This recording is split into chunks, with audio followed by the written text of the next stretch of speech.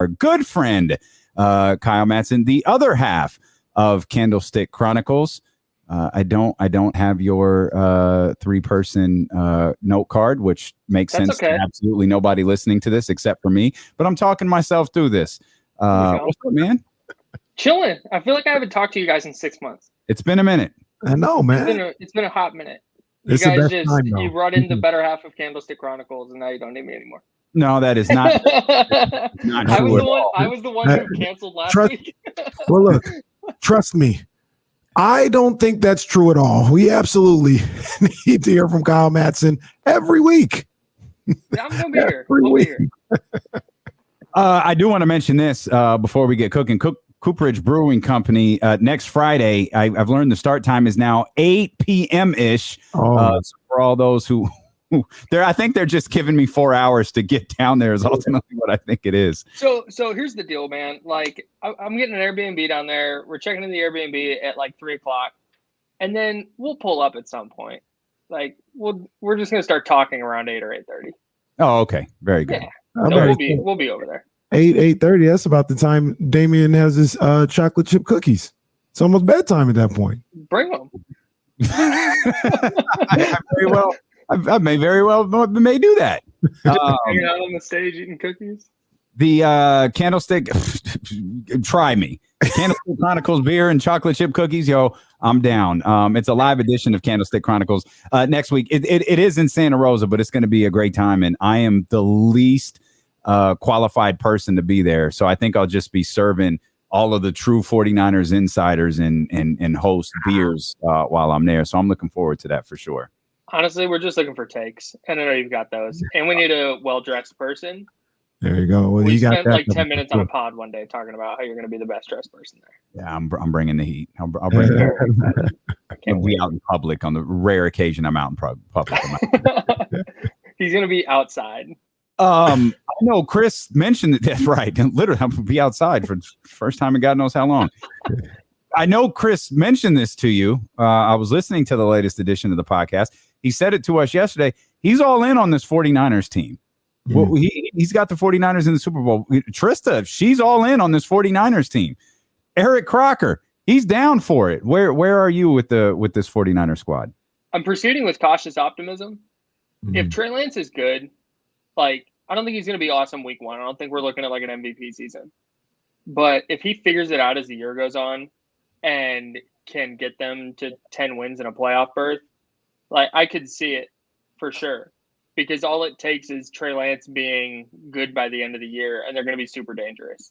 Mm-hmm. That's still a question mark, though, which is why if I'm betting $1,000, I don't think I'm betting it on the 49ers because quarterback play is so important. And there are too many scenarios where it's like, yeah, he's fine, but he's not like that upgrade. It's just not getting them quite where they need to go yet by the end of the season. But if you came from the future and told me that the 49ers won the Super Bowl, I wouldn't be floored by it by any stretch.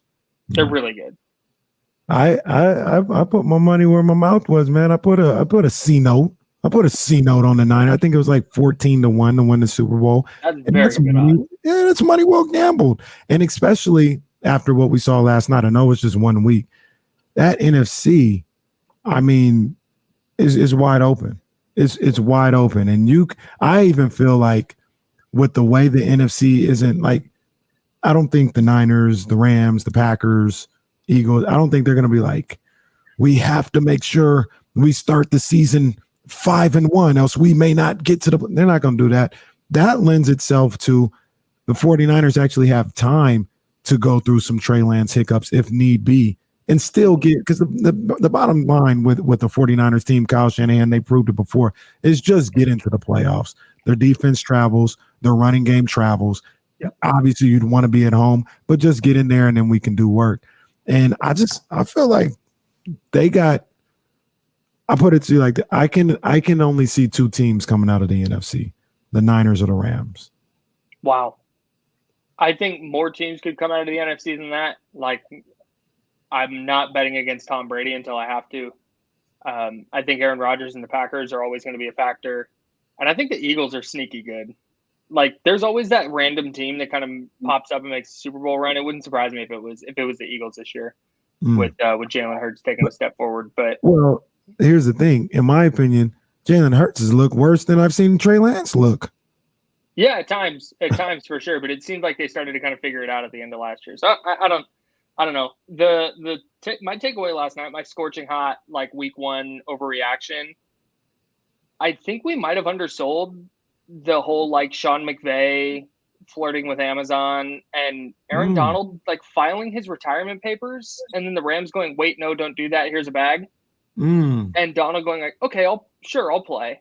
Like, what if the Rams just got their Super Bowl and are like kind of like, all right, like fine, like I'll go play and I'll go make some money, but like, is Aaron Donald just going to be dominant 20-sack guy again? Is Jalen Ramsey going to – I mean, Jalen Ramsey's still going to be really good. He's not going to be as bad as he was last night. But is Jalen Ramsey still going to be like singularly dominant the way he was? I mean, I know he's coming off of surgery and didn't play in the preseason. So, like I said, overreaction a little bit, but it's definitely something that I don't think got talked about enough in the offseason.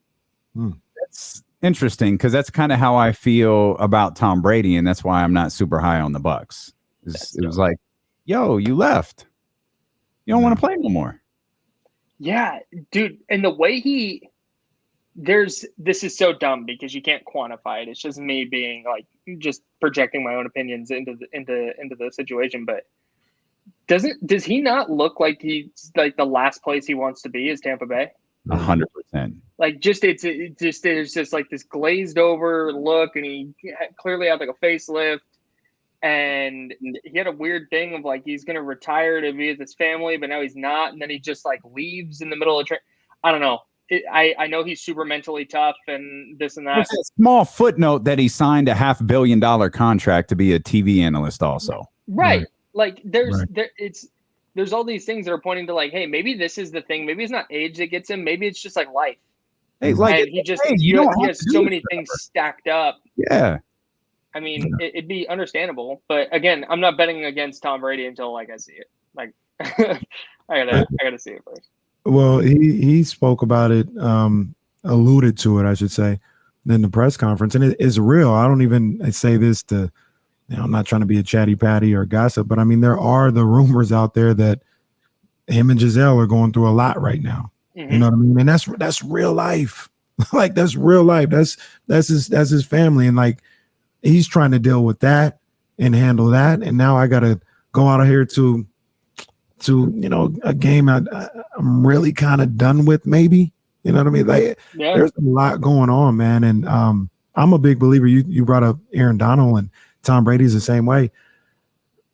I'm just a believer. If the thought is starting to enter your head that I'm done, or you had to be convinced to come back, typically that's not a good thing.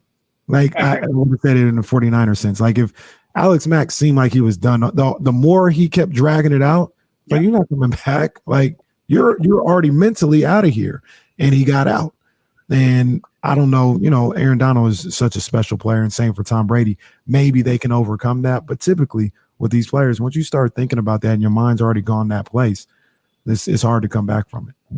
Yeah, and I'm not by any stretch saying that Aaron Donald isn't going to be good this year or something, but it was I put a pin in that thought last night as I was watching the Rams. It just didn't look. They look, I don't know. I don't want to say disinterested, but again, week one overreaction. I'm sure they're going to be fine, but I'm making a mental note of it for sure. Yeah, they're not as hungry right now. They got to find a way to make themselves just as hungry as they were last year. Aaron Donald was looking the whole time for that ring. That's what he kept saying. Yeah. I want the ring. I want the ring. He got it. Now, how can you muster up that same type of focus and intensity to repeat or anything like that? It's different. Definitely. Repeating is hard. I mean, it doesn't happen very often. Yeah. Are you concerned? I mean, it feels like George Kittle didn't practice today. I can't come up with a scenario where he actually plays against Chicago, especially given the conditions that we're starting to hear about and how notoriously bad Soldier Field is. Yeah. But like big picture concern over George Kittle? I think that's always kind of a thing. He just plays with a torn labrum every year. and it's in his shoulder. That's nuts. And just the way he plays, as physical as he plays, like it's always kind of an issue. But he's so important. That's the bigger thing that I think if this was the Super Bowl, I would count on him playing. Mm-hmm. But I think week 1 in Chicago, Damian, you mentioned the turf and the conditions. I just don't think week 1 they're going to risk like a 10-week groin injury for Kittle, where they've got to go through that gauntlet they have in the middle of the season with it's like the Rams and the Chiefs and the Chargers, like all in a month stretch. So yeah, I don't think he plays. I would bet against him playing. Yeah, just for his long-term health. Yeah, there's no. I don't feel like, and this is kind of what I talked about earlier. There's no real benefit to putting him out there. Number one, against a Bears team that you probably should beat without him. Number two, say you didn't beat the Bears. Your season's not in jeopardy. Like, your opportunity to make the playoffs isn't in jeopardy. But if you don't have George Kittle for 10 games, like you mentioned, now your season is in jeopardy. So take the week or even 2 to make sure that that's all the way healed and exactly where you need it to be. Yeah, and I think that's what they'll do. You want to talk about captains? Not at all, actually. I can't think of a thing that usually I have a pretty good idea as a producer. When something comes down, I have a pretty good idea of like, oh, that's a thing we should talk about for X amount of time. Like, I always say, this is worth a mention. This is worth sprinkling in here and there. Hey, this is a topic. Like, we're talking about this. Mm-hmm. And when I saw the captains, that was very much like hey, let's mention this and move on. And next thing I know, we're talking about it like 3 days later. And it's like, what? Whoa, I missed the mark on this mattering to people big time. We were convinced that we were doing radio wrong. We were the only ones. Like, the tweet came through and it's like, oh, here are the 49ers captains. And then we moved on. I don't even think we mentioned Trey Lance. I don't even think we went, oh my God, Trey Lance is a quarterback. We just went back to whatever we were talking to. And then the next day, so-and-so just spent like 2.5 hours on Trey Lance not being wait, really?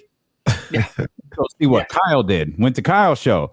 Oh God, we did this wrong. We're supposed to be outraged. We're supposed to have a take on it. Yeah, man. When I wrote about it, I noted that Lance wasn't a captain, but it was like, hey, he's not a captain, but here's why it's not a big deal. Every single player was a star at their position. Every player was in at least their 4th season. And Shanahan said like he was 7th and they kept 6 captains. Right. Like, maybe they just didn't want to put the added pressure on him, and that's why they kept 6. Maybe they're worried about him being benched or not finishing the season. They didn't want to bench a captain. I don't know. I just did not think it was that big of a deal at all. Like, I feel zero different about Trey Lance and the 49ers.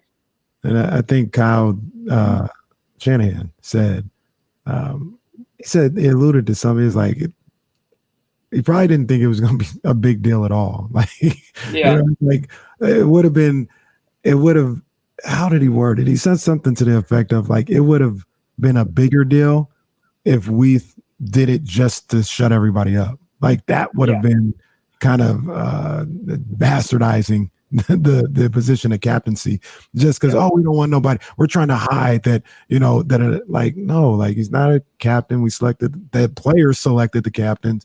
It's whatever. Keep him moving. I think there's so much hand wringing over everything with Trey Lance. Why is that? Chances are because it's a question mark, and he didn't look awesome in the last preseason game.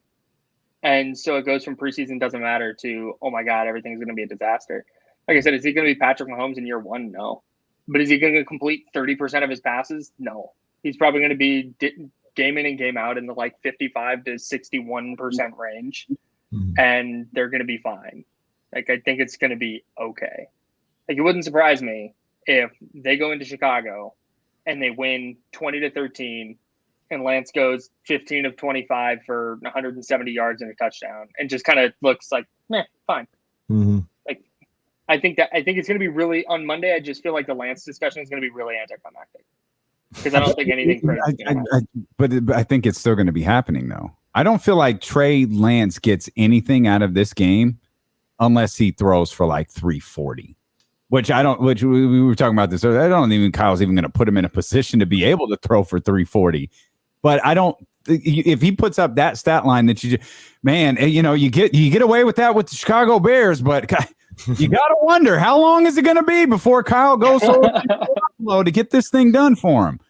And then it's going to be talk of how talented the team is, and I wonder how much that plays into this, because there are smart people who are like, 49ers might miss the playoffs. How? They got a loaded roster. Well, it's that quarterback. Like everything in the NFL always boils down to the quarterback. I think it'll obviously get there if they're losing. The thing for me, and you're right, there's going to be reactions and overreactions either way, but I think long term for the 49ers, they're looking at A, are they winning? And B, is he getting better? Like if he makes a mistake in week 1, if he's dropping his eyes to look at the rush as it's coming in instead of keeping his eyes downfield and throwing it, and then he's doing that again in week 2 and then again in week 3. And it's like, dude, this is a problem. Like, this is going to be an issue for the 49ers offense because their quarterback can't keep his eyes down the field when the pocket moves even a little bit.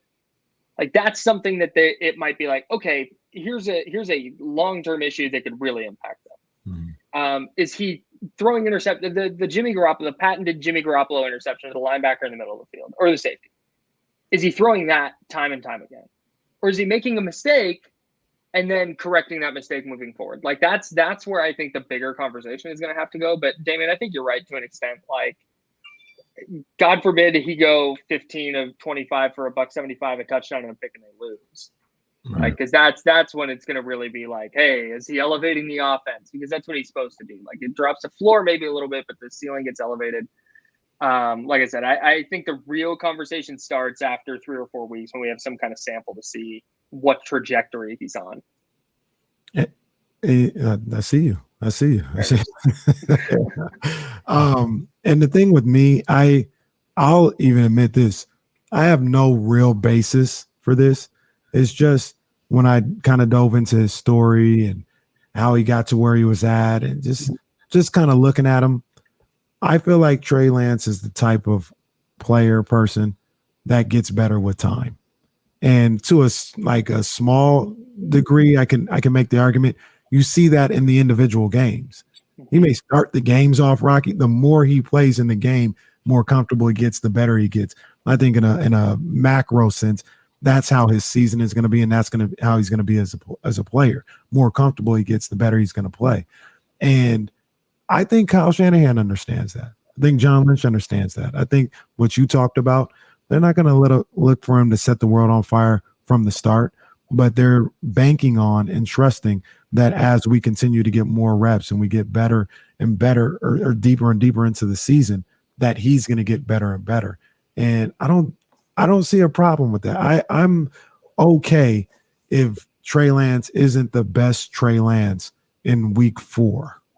Like I hope so, because he's not going to be, right. Or at least he shouldn't be. Yeah, and I think you're right. Like week 5 to week 17 last year, he got better, and even in week 17, half 1 to half 2, he got better. Mm-hmm. And that's why like people are going, when is he going to get benched? Shanahan's not looking to bench him. Kyle Shanahan doesn't want, like, this is his coaching career potentially. Mm-hmm. He traded up to number 3 in the draft to handpick his guy. If this doesn't work, like, open the box of questions on Kyle Shanahan as a personnel guy, as a talent evaluator, as a coach. Like there's huge question marks. So he doesn't want, because once you bench Lance this year, you can't then go back to him. Mm-hmm. So they're not looking to make that happen. It's not like he's gonna have a tough first half against the Bears and they're gonna put Jimmy Garoppolo in. I don't think that's the case. And they know this has been one of my biggest frustrations this offseason is people saying, well, Lance isn't ready this year. He needs another year. And it's like, well, bro, sitting out another season, he's going to get in 2023, you're going to have the exact same questions. Right. And it's going to be, he's not ready. Like at some point you have to play. You have to see what defenses are going to throw at you. You have to see how defenses defend you. You got to see what you can and can't do with your arm, with your legs. Those are the things that he has to learn. And if by week 16, they played, let's see, week 16, they played 15 games. So they're 7-8.